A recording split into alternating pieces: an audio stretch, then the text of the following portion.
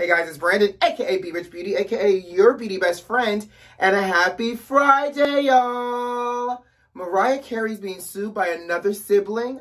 Janet Jackson has a 4-hour documentary coming out. And did you guys watch the TS Madison experience last night? We're talking about that and a lot more. You know what to do. Grab your tea, grab your beverage. Let go.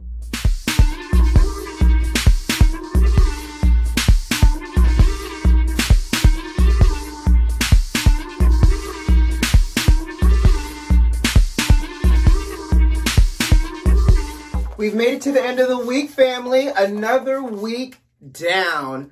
I hope you guys have a great Friday.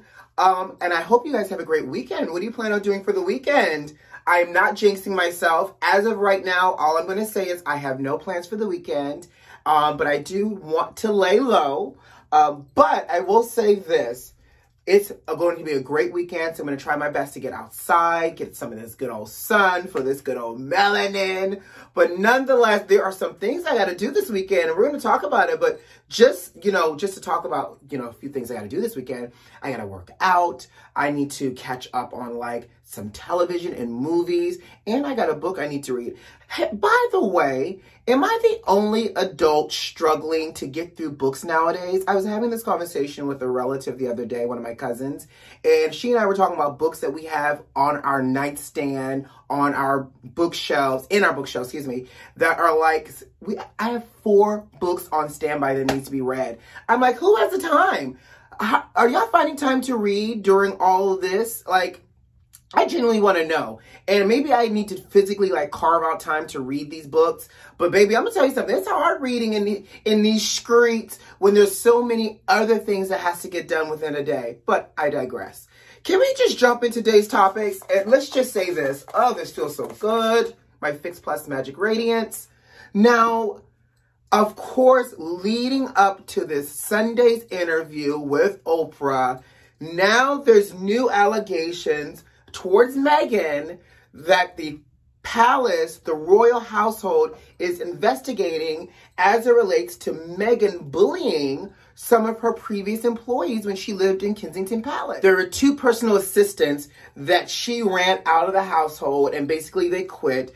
And, other complaints of people being so emotionally shaken and crying that they were afraid to face Meghan in this household. Now, I think it's quite convenient, leading on the heels of this Oprah interview, now all of a sudden, the royal household is doing an investigation in bullying allegations toward Meghan Markle. Now, here's what I know for sure. Obviously, those allegations aren't nice, right? But what I have a question about is you're not going to sit here and tell me that these non-black royals, and when I say non-black royals, I mean the entire royal family, has not at some point in their royal life made somebody cry, made somebody quit, drove somebody to start drinking, smoking, or eat, all the above. You're not going to tell me that the royal family has not inflicted unnecessary privilege, pain, frustration onto their staff members at some point in their royal life, especially back in the day, child. Now, my question is, why now? So all of a sudden, these claims and complaints were filed back in 2018, and just so happens that now the royal household is now following up with these complaints and now making formal inquiries to do an investigation because they believe in having dignity in the workplace.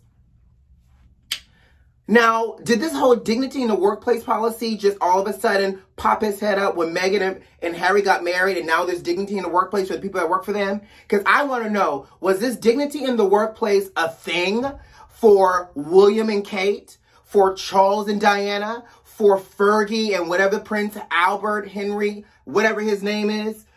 Was dignity in the workplace in place for the Queen, the Queen's mother, for Prince Phillips?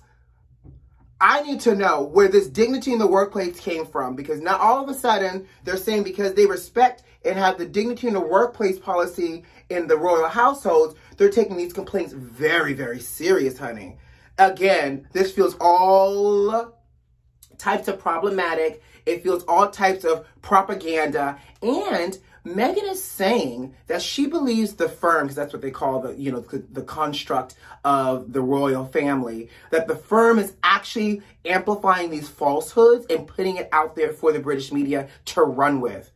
I wouldn't be shocked and surprised by that at all, Meghan. So Meghan is living her best truth. And she said to Oprah, I don't know, guys, we have to tune in on Sunday. That's another thing I got to do this weekend is tune in on Sunday for this and Housewives.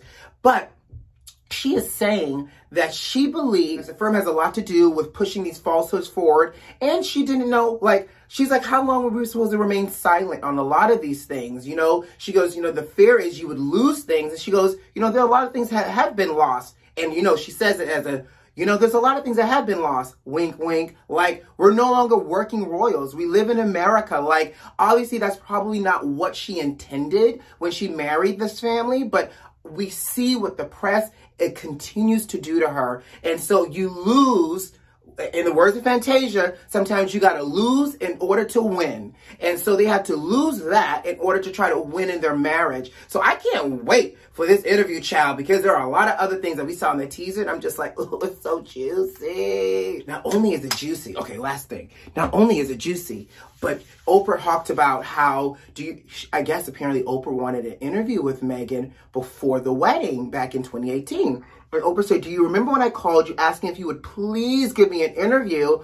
And you told me, and Meghan said, I remember that conversation very well. She says, I told you perhaps it's not a good time and maybe someday sooner. She goes, and if you also remember, I could not take that call with you by myself. I had to have multiple people in the room. And Oprah said, you did, and you were very nice, but you did have multiple people in the room. Child, I need a busted wide open type of documentary for this royal family, because as much as they're crazy and problematic, I'm so intrigued about the constructs of this family and the firm. And I need all the seasons of The Crown, y'all. I need The Crown never to go off air, because that gives us a glimpse of what a piece of fictional, historic, whatever you want to call it, television feels like as it relates to this family. Ooh, let's move on. So Mariah Carey is in hot water with another sibling. Apparently, if you look at some of her siblings, honey, Mariah got the bag of looks in this family. But is suing Mariah basically for defamation, because he's saying that she is lying on him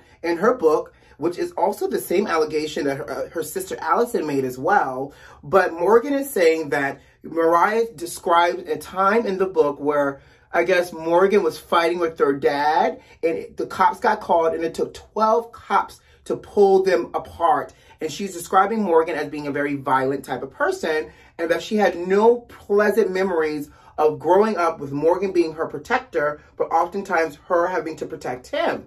Now, Morgan is saying, not only is it a lie, but you're now painting me to be a violent person, and that I never fought with Dad in front of Mariah as a child. And so he's saying the entire story is fabricated. Now he's suing her for obviously damages for his character and everything else. Now here's my question, beauty besties, because I have not read the book. Do we think there's some truth here? Or do we think that the siblings are just so out for money and so jacked up that they're trying to sue Mariah for any old reason? Because there can't be a coincidence that, obviously Allison says that, Mariah lied on her in the book, but we also know what Allison looks like, okay? Sis had a hard knock life. Now, the brother is saying the same thing. So do we think Mariah fabricated stories to make her book sound juicier and more salacious, and for her to sound like, the princess and it all? Or is she telling the truth and her siblings are just mad? I want to know. What do you think? Janet Jackson has just announced that she's having her own Lifetime documentary, and it's going to also be on A&E. Why both networks? I have no clue. So apparently this documentary is to also celebrate her 40th anniversary to her first album. It is 40 years since she first came out with an album. Ooh, y'all old out there. Now, she's saying that it's going to be a 2-day event and a 4-hour documentary. So obviously 2 2-hour events. Ooh, child. Thank God she broke it up, because I can't do enough listening exercises to listen to 4 hours straight of her whispering. Not only that, 4 hours, I mean, girl, this ain't Roots. This isn't Gone with the Wind. Your life is entertaining, Janet, but not for no 4 hours straight. And don't get me wrong, you know there's going to be some juiciness that's about to come out of this interview. So apparently, topics that Janet has never really spoken about in the past is not off limits, and she's going to be addressing it. They said Janet's going to also be talking about Michael's death and the impact of the death to the family and her. She's going to be talking about, you know, the whole Justin Timberlake Super Bowl action as well, and being a mother. Now, that's all fine and dandy, but Janet, are you also talking about your escape to freedom? You know, this divorce from your ex-husband and how you waited to the literal hour and second to get divorced so that way the prenup would hold up in court? Are we getting that tea and that action as well? Because I want to know, what was it like living over there in the Middle East to that rich Muslim man? What was it like being locked up in that household? Did he hold you hostage from your family, Janet? Did you get a chance to talk to your family? Allegedly. You know, I'm not saying that she was held hostage by any means, but I want to know, what was it like to live over there in the Middle East, child? That's the juicy details, and why you got divorced. We never knew why Janet got divorced. Are you going to talk about why? Did he cheat on you? Did he have three other wives? Like, I need to know these things. We need to know these things, Janet. So y'all, go ahead and grab your hearing aids, do your listening exercises, because when this documentary comes out, we're going to need it to be able to get through the whispers, but I am going to be there with popcorn and wine for sure. Did you all see my interview with the amazing TS Madison on my YouTube? I posted part 1 and part 2. If you have not seen it, click the link here and you can watch part 1, or you can just, you know, come back to the channel and watch it. It's such a good interview. But I got a chance to sit down with TS Madison herself. She's an internet superstar, and she's turning reality TV superstar, and she's the first Black trans woman to have her own reality TV show on network television. Big deal, by the way. Huge deal. Well, her show premiered last night on WeTV at 10 p.m. Eastern Standard Time. And you know what? It's a really good show. I was thoroughly pleased. I laughed. I had a smile on my face the entire time. And what I appreciate about the experience of this show, the way it's set up, is that T.S. Madison is inviting us into her world of internet superstardom, into her world of trying to branch out into other things. She mentions that she wants to be the first Black trans talk show host, totally doable. And we see her village and her crew that helps to bring her vision to life. So, fun little side note, we meet all of her crew. So Craig, the writer, Stewart, is her showrunner. Hilarious, by the way, with him and his 5-star books. Gotta love it. And according to him, you know, he and Maddie work together. He doesn't work for her. Then Madison has Oliver Twix. Cute little nerdy, young little kid, wears glasses, has a little high top with a little white streak in the front, very Della Reese 2021 tees, and great teeth, by the way. You know, he had a dental plan at some point growing up. But he does her graphics, and he helps to put her YouTube together. And just a little fun side note, my intro video and my outro video is absolutely courtesy of Oliver Twix and his genius. So I love, love, love Oliver Twix. Chi-Chi we meet as her personal assistant, is somebody that she's known for a very long time, that she took in off the street. And then we get a chance to fall in love with the breakout star, which is her mother, Miss Mary. And let me tell you something about Miss Mary, because you can tell Miss Mary is one of those old school-ish type of Black mothers. And what I appreciate is I think we're going to see the journey in her evolution of being a Black Christian woman, also loving her child without conditions, right? In a Black community, and also being God-fearing as well, because for some reason, people get so caught up about being able to love God and love your child no matter what, and they're not interchangeable, but loving is unconditional. And what I love is that you see the relationship between Maddie and her mother, and I think we're going to get a chance to understand her mother's journey and coming to accept and understanding and learning about the trans experience through Maddie herself. So I know I'm going to be every Thursday at 10 p.m. It's going to be on my couch watching the T.S. Madison experience on WeTV. So if you have not checked out my interview with T.S. Madison, do so. But definitely it's worth checking out the TV show as well, because she's a big, bold personality. So she will have you laughing for sure. So check it out. So just doing a little bit of follow-up. You know, we talked about Andre Leon Talley being kicked out of his home, child being evicted. Well, Akeem Smith has raised a GoFundMe account to try to help Andre Leon Talley come up with over the $500,000 that he owes.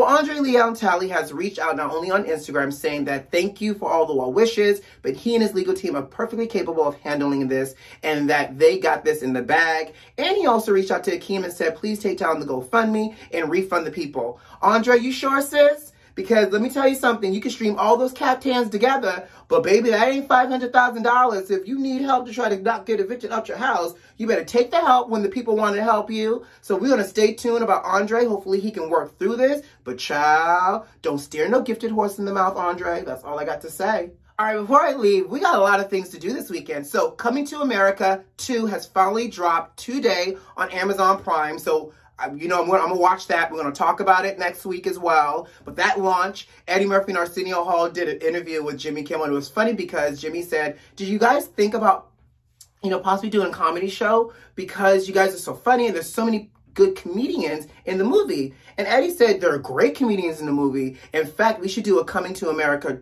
you know, comedy tour and call it Coming Across America to spread the comedy love. Listen, I'm here for it. We've been clean for too long, Eddie. Bring us this Coming Across America tour. Oh, and last but not least, guys, by the way, before I go, you know, we talked about how Keisha Lance Bottoms said, do not come to ATL for All-Star Weekend. Well, apparently they said, bye, girl. Because All-Star Weekend is happening this Sunday in Atlanta, and I already see the parties floating around. So, y'all have fun over there in Atlanta for All-Star Weekend. Ain't me.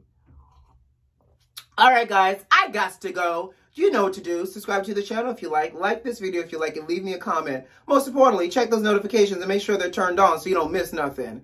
Who loves you? I do, and I'll see you on Monday. Have a great weekend. Bye.